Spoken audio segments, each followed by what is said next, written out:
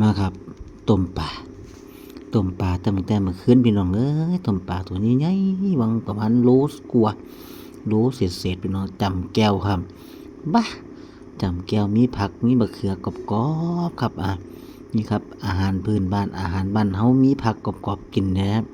ถือว่าบ้านเฮาอาหารสุดยอดพี่น้องเอ้ยนี่ครับกินผักใบเขียวกินผักใบเขียวเนี่ยกรอบๆกรุบๆเลยพี่น้องอร่อยมีแก้วปลาจำถึกอกถึกใจกันเลยทีเดียวเชียวมา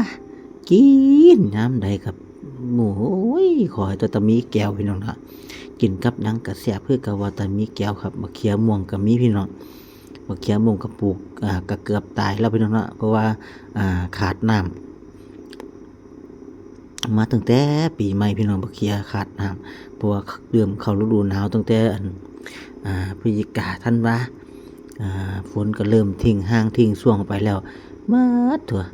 ที่เหลืออยู่ก็มีมันสักต้น2ต้นก็บักฮุง3ต้นพี่น้องบักฮุงแล้วสิเป็นมากกันพี่น้องนี่ครับมีบักเขียแซ่บๆกรอบๆกรุบๆมากินกัน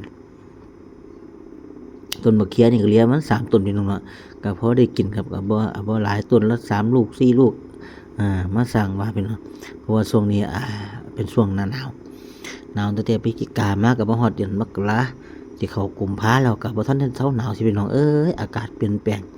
อากาศกำลังดีหลายพื้นที่ไม่ว่าจะเป็นสถานที่ท่องเที่ยวภูทับเบิกก็ดีแถวเขาแผงม้าแถวเขาย้ายเที่ยงว่าจะเป็นแถวเขาใหญ่ก็เขาเขียวก็ค่อนข้างที่จะมีหม่องเที่ยวค่อนข้างที่จะเยอะแยะกันบางคนก็ไปออกทริปกลางเต้นออกทริปกันกลางเต้นนอนกันกลางเต้นนอนมันกุ้มกันเป็นเนาะก็รู้สึกว่าช่วงนี้อากาศดีก็หลายคนหลายพื้นที่ก็เป็นที่ท่องเที่ยวกันมันเป็นภูทับเบิกก็ดีหลายที่หลายอย่างพี่น้องมีที่ท่องเที่ยวกันสำหรับราชาก็บ่ได้ไปไสพี่น้องก็มาเฮ็ดงานกันตามภาษาเฮ็ดงานคือเก่าครับเนาะเช้านี้เฮาก็เข้างานคือเก่างาน8 โมงแต่เฮามาฮอดตั้งแต่6 โมงครึ่งพี่น้องมาแต่เช้าแต่ดึกกันวนเวียนกันมาพอกันคือเก่าพี่น้องเอ้ยนี่แหละครับความสุขของเฮาความสุขของคนบางคนก็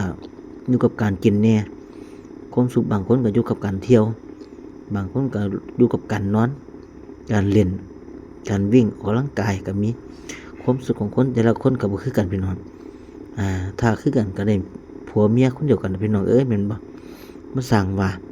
นี่ครับตำเจียวเน้นๆเจียวแซ่บๆกันแก้วปลาบ้องกับต้มปลาเนี่ยมีผักกรอบกินพร้อมก็รู้สึกว่าเป็นที่น่าพอใจเอากินแบบบ้านๆเฮานี่ครับนี่ผักผักใบเขียวพี่น้องเอ้ย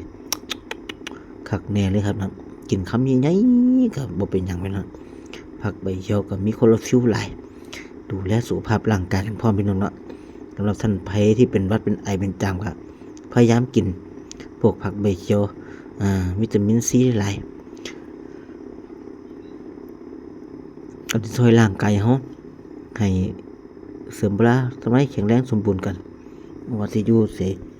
ยู่แดนใกล้กันซักอากาศเปลี่ยนแปลงเฮาก็ต้องดูแลกันนะพี่น้องว่าแต่ช่วงนี้เป็นฝุ่น PM ค่อนข้างที่จะหลายเพราะว่าในกรุงเทพชลบุรีระยองจันทบุรีเนี่ยก็มีฝุ่น PM ค่อนข้างที่จะขึ้นสีแดงไปใส่มาใส่กับใส่แมสเพื่อปกฝุ่นมีฝุ่นแล้วก็ใส่แมสเข้าไปก็เฮ็ดให้ป้องกันฝุ่นได้พี่น้องฝุ่นนี่ก็มีแบบละเอียดอ่อนแบบละเอียดอ่อนใส่เข้าไปก็บางอันก็ป้องกันได้สำหรับมื้อนี้นะจ๊ะบ๊ายบายก่อนสวัสดีทุกท่านทุกคนครับบ๊ายบาย